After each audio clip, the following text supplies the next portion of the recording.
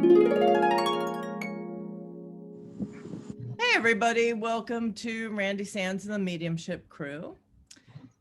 Tonight we are going to be reviewing a spiritualist pioneer, and I'm going to pray that I get this correct. Mercy E Cadwallader. Did I do good, Stacy? Woohoo! And as most of you know, we normally do a spiritualist pioneer on the third Monday of every month. Today is the second Monday of every month. The reason for that, Stacy is being punished. Because why? Why, Jack? Why is Stacy being punished? What did you start? I'm not sure why Stacy is being punished. What did you start, Jack? Because I said you needed a barrette.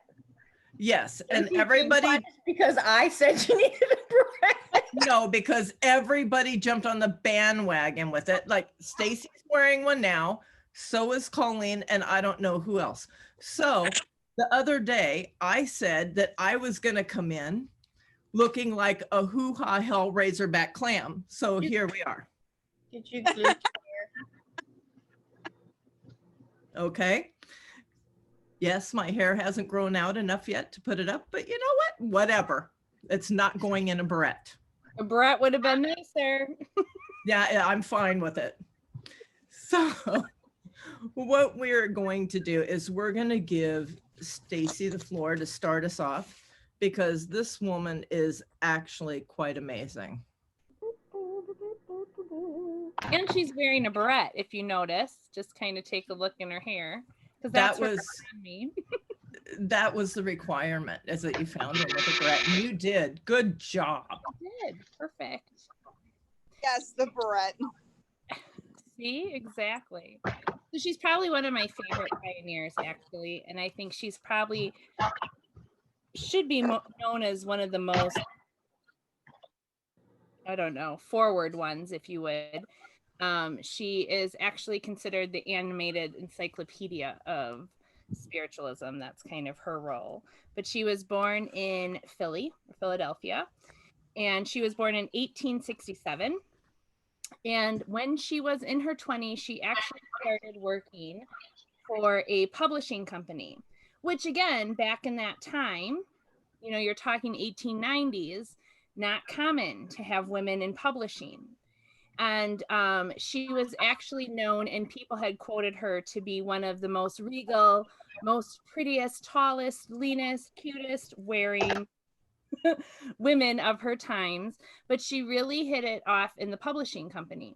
And that's how she found spiritualism, right? That's kind of how she kind of came into this understanding of mediumship and the religion, which got to be known as the science, philosophy, and religion of spiritualism. She got married. Her she's actually Mercy Hill, but then married Cadwallader. There we go. It's a hard name to say. I screwed up all the time too.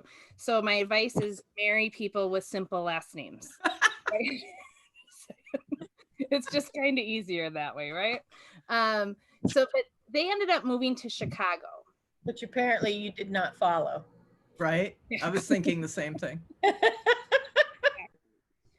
But they ended up moving to Chicago, and Chicago was a hotbox for spiritualism. You know, it started in, technically the movement started very shortly after March 31st, 1848, which we all know is the big advent of spiritualism at the Fox Cottage and the Fox Sisters. And then from there, it just snowballed, spread like wildfire across the entire states. But Chicago was a hotbox. It's actually where the NSAC first had kind of I don't know what you want to say. They had a running start of an organization prior to 1893, and that kind of went kabunk after a couple of years. They just couldn't agree, so they agreed to disagree to disband, so they disbanded. So then they reformed again, and she was part of that movement of the reforming, and when they formed in 1893. She also became the editor for the Progressive Thinker, which, if any of you are interested, you can type in progressive thinker on Google, and it was started by, I actually kind of took notes here. I have notes with me so I can give you the exact names. It was actually started by a gentleman in about 1863. He started the Progressive Thinker. She actually, when he died in 1910, she bought it and she took over. So not only was she the editor, but she was the owner of the Progressive Thinker. And a few of them are still available online. If you type it in through Google, I think it's ISOP is the website that you can read. But it was one of the very first newspapers, if you would, prior to psychic news and all of that. It was kind of this newspaper for progressive thinking. So it dealt with spiritualism and mediumship, but it also dealt with just, I don't know, free thought, right? Progressive thought, progressive form. Dealt with the suffragettes, you know, any type of equality movement. Interesting, she started in NSAC, you know, or NSA at the time. She actually was named vice president in 1894 and stepped down in 1894 because her mission was actually just to promote spiritualism. That's what her passion was. That's what she did the best. And that's what she kind of, you know, continued to do. So besides publishing one of the most, and editing one of the most, I think, predominant newspapers at the time for spiritualism, she also traveled throughout the States and into England numerous times for spiritualism and helping kind of pass the word, if you would, about mediumship. Now, I need to kind of go into a little bit of history to kind of talk about her other importance too and why well, first of all, I'll go simple. She also in 1917 wrote the book Hydesville in History, which is a small pamphlet. It can still be purchased at the NSAC bookstore. Not all the information is completely accurate, but it's a pretty good entail of all the events that took place in spiritualism, which we talked about the Fox sisters a few months back, I believe. But if you're interested in spiritualism, you want to know more, I always say it's a great starter book. It's simple, it's small, and it's to the point because she had this passion within her. I think it was her barrettes that gave her the passion, actually. I think spirit might have something to do with it, but the fancy barrettes, I think, really helped. So I'm just saying. I want to change my background so I can show you what she did. So in 1917, to promote spiritualism and promote the Fox sisters and promote the accounts and what has happened when the spiritualist movement came around, she in turn created this fabulous monument, which now can be found at the current location. So this was at the location. If you all know, we've talked about the history a little bit of the cottage. The cottage was moved to Lilydale, New York, but that's not the original place that the cottage was located. The cottage was actually located in Hydesville, and it wasn't moved to Lilydale. Now I need somebody's expertise. The cottage, I think, was moved to Lilydale in the 20s, I believe. I want to say 1926. Let me see. I will Google. Okay. Oh, okay, you go ahead. But this monument now is back at the original Hydesville property. So it's one of the things, if you ever get a chance to go out and see it, you can see, you can absolutely see it. And you can see her names right on there. So it was placed on the site December 5th, 1927. Oh, 27. So was it moved? Well, we'll have to figure that one out. I really want to say it was 1926, but I'm not saying I'm right. Okay. So she did have this place. 1916. 19 what? 1915. Okay. 1916. I got it from Ron Nagy. Ron Nagy's the... Trust that, right? Trust that. I would totally trust that. So I don't know if this was put then on the site of the original or if this was put on the cottage. I know for a while this was stored at another camp in another state, but was returned to the Hydesville site so the Hydesville site kind of went into abandonment in like the 1980s. NSAC purchased it in 1993. And at the time when NSAC purchased it, it was all bulldozed, if you would, it wasn't like bulldozed, but it was flattened. The cottage had been moved to Lilydale. We know that it burnt down in Lilydale. The original cottage burnt down in the 50s. So when this site was, I think she's probably happy. She's probably dancing and being all animated now that this stone that she put together, that she kind of did, it was her doing, is now back to the original site. So originally when the site was purchased by NSAC, it was kind of just this barren plot, and they were able to unearth the foundation of the cottage. So if you go to Hydesville, you don't see the cottage, but you see this building with glass windows that's around the foundation of the it's around the foundation of the cottage. So you can't really go inside. You can just kind of look. March 31st, of course, there's always a celebration there. And then sometimes the building might be open, but most of the time it's just a kind of a view from the outside. But this stone sits there now. And it was part of Mercy's, part of her passion for spiritualism, amongst other things. So we'll kind of get into some of those things next, which is interesting. So come back in time with me a little bit while I talk about a little bit of the history of the movement. So 1893, the NSA, which is now considered the NSAC, the oldest organization of spiritualists that gathered, started their organization. There was a reason for starting their organization, and the reason was really kind of to protect mediums.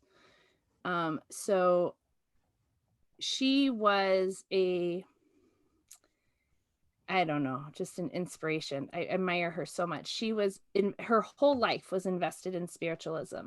If it wasn't promoting it to outside people, promoting it to outside organizations, or promoting it into her own little town that she lived in, or city that she lived in, that's what she did. And at this time of the spiritualist movement between 1893 and 1920, there were millions. Okay, that's probably an exaggeration. Tens of thousands. Millions of spiritualists, tens of thousands of other little organizations. So for example, certain states would have their own state society of spiritualists, and they might have formed in 1890, 1850, 1860. Remember, 1848 started the movement. Home circles started happening all over. So you have 1860, 70, 80, 90, 1900s are all these little subgroups or state organizations, county organizations, city societies of spiritualists. And some of these societies would join the national, some would be independent. It just depended, right? Well, Illinois and Chicago especially was a hot box, right? Or, I don't know why. I would think Philadelphia would have been a hot box too, but it's the good Midwest charm, I think. That's why everyone comes to Chicago, right? It's the good Midwest charm. You hear those people are nice there. Not that you're not. They are. No, they are. I went there once for 10 days. I was amazed. Yeah. It's almost scary. Well, just how we're raised, I guess. I don't know. You come to a four-way stop and they're like, go ahead, go. You're like, what? You're going to try to hit me? It's almost scary. I love it. I love it. So not only did she belong to the NSAC, but prior to the NSAC forming in 1893, she belonged to the Illinois State Association of Spiritualists, which at the time had, I think, 40,000 members. Okay. The state association joined the NSAC, but she also belonged to the Chicago Spiritualist League, which was an auxiliary with its own little society under the Illinois State Association, which is under the NSA. Are you following me? So you kind of know. And the Chicago Spiritualist League was known as one of the most, she was, I think she was vice president. I think she was she was vice president of also that league too. Charles Burgess, or Dr. Burgess, was the president of that league for some years. But it was this league that certified mediums through rigorous testing. So it's not just like you could post like, hey, I'm a medium, come and get a reading, right? So they were an organization based solely on testing mediums. I think they had about 800 members, and out of the 800 members, only 40 mediums passed the test to get certified. Because again, in some of her belief system and some of the spiritualists of that time, everybody is given the ability to do mediumship, but not everybody has the complete ability to be the direct medium for somebody bringing through loved ones. Does that make sense? So you can tune to spirit and you can connect with your own loved ones, but not everybody has the ability to connect to everybody else's loved ones. So there was this society, this group that was put together to test and certify these mediums. And why was that important? Because you're talking about 1917, 1916, 1918, it was illegal in most states to be a fortune teller. So what happened is, and I think this is, I actually pulled it up so I could read some exact words. But what happened is this medium in Chicago, Minnie Parsons was her name. She was certified through the Chicago Spiritualist League as a certified medium. She was listed as one of the 4. She did a reading for 2 women. She charged $1 for the reading. That was the going rate at the time. After the reading, the 2 women said that they were police officers and they arrested her for fortune telling. And so then the next day they show up in court. The judge is, she has this woman, Minnie, she has no representation at this point. She has no lawyer. So the judge kind of says, all right, get your stuff together. Because Minnie's saying, wait a minute, I'm a medium. This is part of my religious belief. And the judge says, well, get your stuff together and come back next week.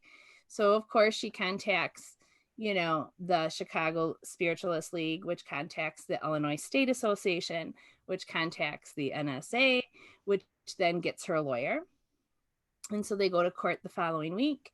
And again, it's all, now mind you, this is what's funny. So here's how, I'm just going to read exactly how this first went. So Minnie was arrested November 6, 1917, charged with holding herself out as skilled in fortune telling by means of spirit mediumship and occult powers, and obtaining money, thereby in violation of the laws of the state of Illinois.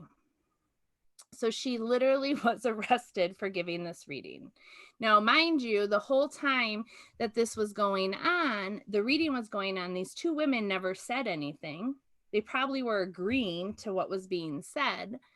And after it was, nope, all she did was tell my fortune. And so she got arrested. So then the judge shows up, or the second week, they go back to court. She's got a lawyer. The judge and her, they all start hearing doing their judicial court system stuff. And he says, well, I don't know if the Chicago League and this Illinois State Association and this NSA, is it even a real thing? Like, what is it? Now you have to prove it to me. So they recessed again for another week because the judge wanted more proof, right? Well, then in walks the lady of the night, right? The third time Mercy Cadwallader walks in. She is a presence, remind you, like she was described as this tall, beautiful woman who just loves spiritualism, elegant, intelligent. At this point, she owned that newspaper. Not only was the editor, so again, Chicago, pretty progressive city, but still it's 1916, right?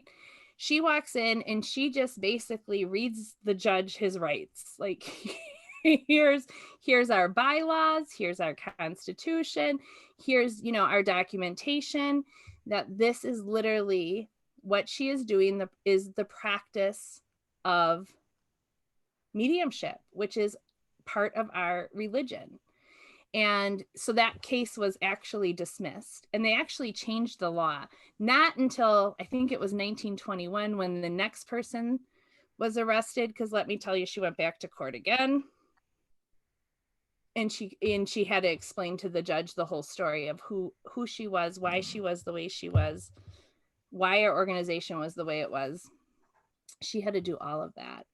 And she did it again. But this time, rumor has it. Now I need to get into good history here. We need to get people, court reporters and stuff. So rumor has it, at the second time she had to appear in court, the judge, again, spiritualism was pretty popular back then. You had, it wasn't, there was a few newspapers on spiritualism that were out that were pretty much, I'm trying to think what they were saying. I think it was like 1922. I think they were saying that, our membership was over 250,000 people just in the Midwest area, between just, our Midwest conventions. So, this is our subscribers to the newsletter. You actually went to libraries and could actually see our magazines, where now not so much. But anyways, I digress. If you go into your library and you don't see the National Spiritualist magazine or Psychic News, tell them they should get it, because really we should be represented in all of the magazines that they offer. But anyways, that was my public spiritualist announcement. Sorry for digressing. Sorry for digressing. But anyways, so the second time, supposedly, she showed up in court, there was the debate of public mediumship versus private mediumship. So public was okay because it was a demonstration of one's religion. However, private mediumship was not necessary. That was business. And her point to the judge, which was fantastic, was, wait a minute, ministers console their congregants one-on-one solely all the time. So a medium is just doing the same thing, which I thought was an extremely good point, right? Because most of the mediums had some sort of ministry, behind them. What they were doing was they were proving the continuity of life. They weren't fortune telling. They were bringing in loved ones. And I supposedly, I'm not sure, like, again, this is where we gotta do some digging. I heard that the judge called her out, so she stood up and gave him a reading that knocked his socks off. I just wanted a free reading. Yeah, so they took it to court. That's hysterical. But yeah, so I mean, I don't know. To me, she really just kind of dedicated her life, to spiritualism, to free speech, to the whole. Somebody's got something going on. Let's all mute ourselves, and else we're Stacy. Oh, I was getting all excited. I was ready to take a break. Oh, were you? Okay, well, somebody's got something going on. There we go. All right, I got to bring her back, though, because I feel like she should be back. She's fantastic. There she is. Yay. Well, what questions do you have? I mean, I can keep talking about her, but I'd rather hear what you have. Well, you covered a lot, but I did.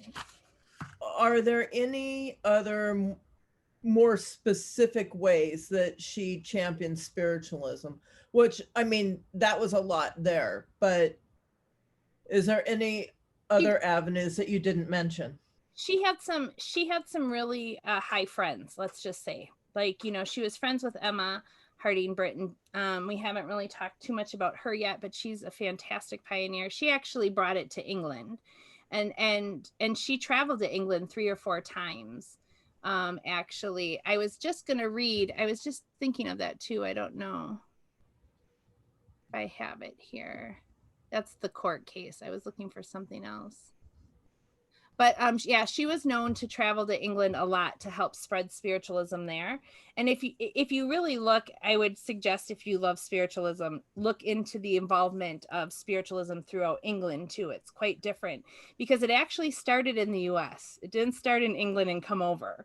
It started in the US and went to England, which is kind of a cool fact, because a lot of people think like, oh wow, SNU and all of that's been around. It was around because of the advent of modern spiritualism that happened in Hydesville, New York. But so she did travel to England, so she helped spread that. Her best friend, one of her best friends, was Mary Vanderbilt, who was a phenomenal medium. I think we'll talk about her when we get to Maine.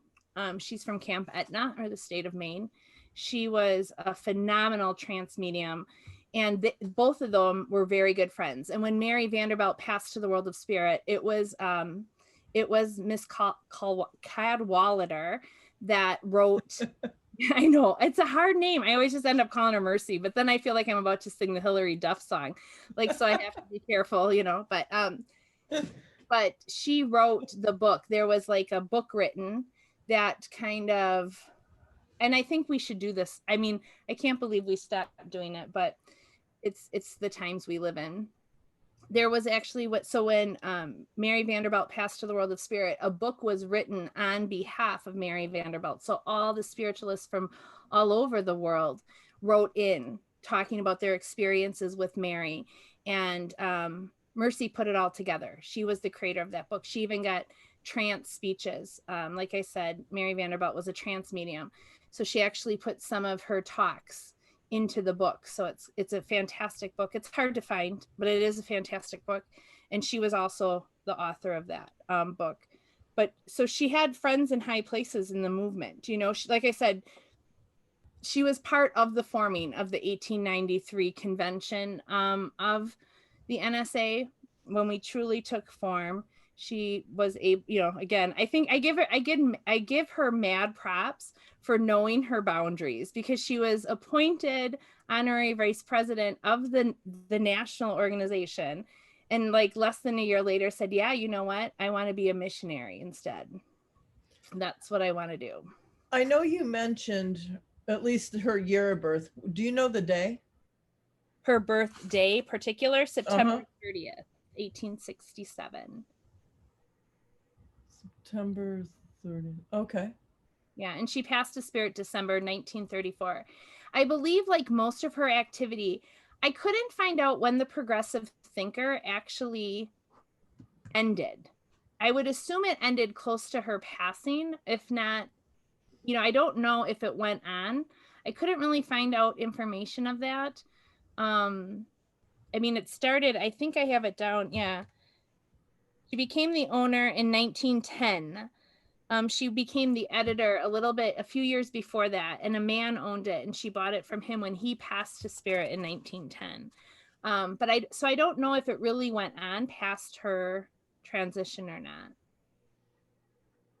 But she was also, it's interesting. I have never really heard her been called a medium per se. I would love to get the list of the 44 certified mediums of the Chicago Spiritualist League, just to see who's on that list. The Bang sisters lived in Chicago. I mean, there was a lot of people that lived in Chicago, a lot of our pioneers. And again, the NSA original office at that time was in Chicago. So like her publishing place was just blocks away from the national office. So I think she probably had a lot of influence, because don't you think I'd be jumping over there, be like, what are you guys doing? What are you organizing? What are you thinking? What do you want to do next? Like, can I publish that in my, in my newspaper? What do you know? But she was also a really great speaker. Now they call most of her talks inspired, which is, again, it's different than trance. So I don't necessarily know if she was a trance medium, but people said when she spoke, you could feel spirit present in the room. That might not mean she's trancing spirit. She just might be animated. Yeah. Okay. Anybody have any questions? So what does that mean? Animated? Yeah. The animated, well, she's called the animated encyclopedia. That's probably because she knew everything about spiritualism. right? And she probably just like talked about it with such a passion. But I would think animated is wearing cute barrettes and being really, no, I'm kidding. I do have to give you a hard time since I couldn't, you don't know, you guys, when she said, when the challenge came that I had to find a medium that wore a barrette, I was like totally panicked because I was going through all these pictures and you know, they all wore tight curlers because look at their hair, but I couldn't find one. And I remember, I think last week, Jack, I don't remember, I was freaking out like, well, I don't know who we're going to do and I can't find a barrette. And then I find this picture of her and I'm like, oh my God, it's a barrette. Thank you, Spirit. And I'm like, yeah. But anyways, why she's animated, I think she was passionate. You know, I think it was just extreme passion, and maybe, I don't know her background. If she was a hill, what would she, because I was gonna say if she's Italian, she probably talked with her hands. So that could be, but she might not be Italian, so I don't know. But I think they call her the animated encyclopedia because she just knew. I mean, she just knew, like, you know, what date was this? Who was that? You know, she probably could rattle off facts like it was nobody's business. Anybody else have any questions? No? Quiet. Wow. Wow. It's so quiet. I don't know. I think she did. I think she did a pretty fantastic job. I would have loved, actually, I don't know if the study's ever been done, but I would be fascinated to find out how many mediums throughout the United States were arrested. Right. For doing their work.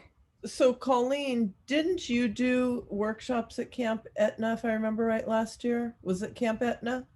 The year before, yeah. The year 2019 I did at Camp Etna. And then this year I did Temple Heights. Yeah, because isn't Camp Etna the place you told me I should go do a workshop? I think it would be fun to do one there. I mean, they've got a nice group of people up there, but it's small. It's probably just about the same size as Lilydale in space, but it's much more concentrated. And they don't have it as structured as Lilydale. You know, that reminds me though that you just said that. Do you know what else she's known for? One other thing that I completely forgot. If you've been to Lilydale, towards the back of the camp, there is the Andrew Jackson Davis Lyceum building. That is there because of her.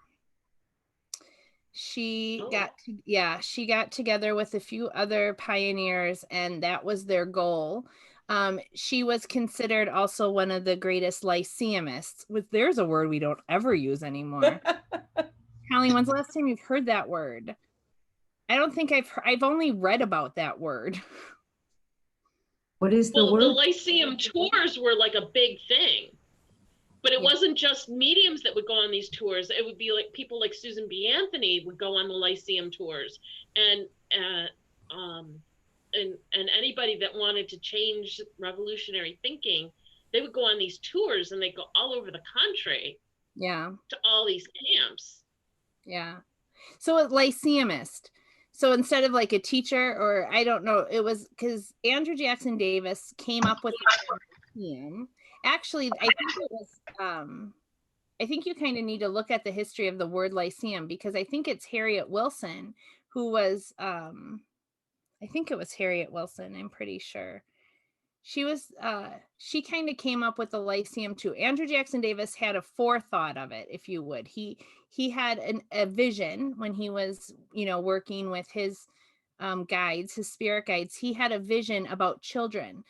He actually went to the spirit world. His guides took him into the spirit world and showed him spirit children. And that the children went to school. They went to receive education, further education in the spirit world. So when he came back from that vision, he started the Andrew Jackson Davis Lyceum. At the same time, I think it's Harriet Wilson. She was an African-American medium who also kind of, I think, had the same vision. So she was bringing forth the Lyceum movement And Colleen's finishing it up with all of that. I think it was more of like Lyceum education, further knowledge, further expansion of a bigger understanding. Those kinds of things were she's actually called a Lyceumist, which I thought, oh, we got to bring that word back. Yeah, I've never heard that word spoken, actually. I've read it, but I've never heard it spoken until you did this evening. And, I do want to say one thing, which is, for anybody that may happen to watch this video down the road or what have you, it, in my opinion, really is vital that we help children that are, well, all kids, everybody's gifted, but children that are naturally gifted, that really have a strength to develop their gift. Yeah. In my opinion, it's really vital, because if there's anything that I truly believe, it's that this world needs more spiritualism and more love, compassion, understanding. And what better way than to start children off on the right path? I mean, that's my belief. I'm not trying to force it on anybody else. I'm just saying. And I think Lilydale does a great job of that with Children's Week, where you give parents the opportunity to give them that opportunity to explore and play with spirit and make it okay. I know as a child, for me, it was, you shouldn't go there. Yeah. And I'm just going to put in too, like the National Spiritualist Association of Churches still exists and actually has a department of Lyceum. And I know, like at my church here in Wisconsin, we have a children's Lyceum. There are, like in Michigan, there's a couple other children's Lyceums. It was very big, very big to teach. It was the way we drew in families, right? It wasn't just the, just the single people with no kids, or the older people where their kids were grown. I mean, it was a family thing. And they do give out some information. So if you're interested in any pamphlets or anything like that about the Lyceum, I would definitely, check them out for sure. I know I love the Lyceum, both adults and children's, both. It's good. I like and now I want to use the word Lyceumist. I'm like all excited. Bring it back. All right. Sounds good. Does anybody else have any more questions or anything they would like to comment on? Because, Stacy is our regular contributor now. And I'm going to tell you, she's a modern day encyclopedia. Yep. In my opinion, because I don't have the time to do all the research she does. It's crazy. And yes, she Jack. in her head. I know. I think Colleen has something to say. She had her finger up. Yeah. Oh, With the when you're talking about like teaching children and whatnot at the church we go to, I've been trying to convince the board and the president and whatnot to do like stuff for the kids, because I have 3 little girls who probably could give a message better than any of you can, no offense, but my kids are very open and whatnot. Like, what's the best way to teach them and to keep going with that? Yeah, they don't lose it.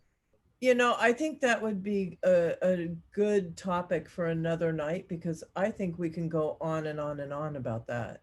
Actually, I teach, I used to actually teach a class for parents on how to help their children continue their development in that.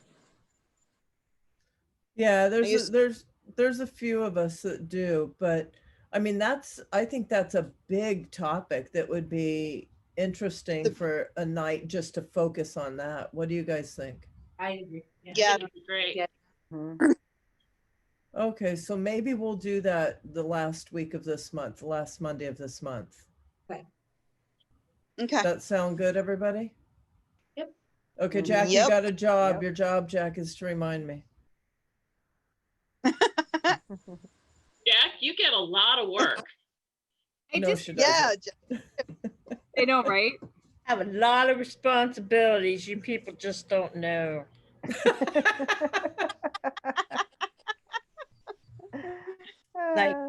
I had to do it all by myself last night. Oh, it was Yeah. so And let me get the orchestra out for you. it was so funny when I went back in and I watched, I could see the look in her eyes, but she did a good job. Didn't even stayed get really herself in calm. trouble. She stayed really calm, just smooth sailing.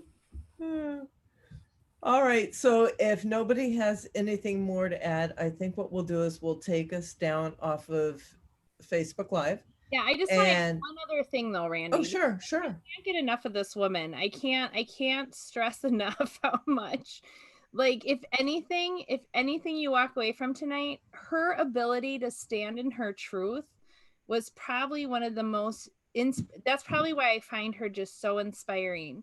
Do you know, it wasn't easy to be a spiritualist, yet a woman, yet a medium at that time in the world, but yet she stood there and she stood big and proud and loud of her truth and her understanding. So maybe that's also why she's animated, you know. And so I think if all of us can walk away with a little bit of inspiration just to stand in that power, then I think it would be good.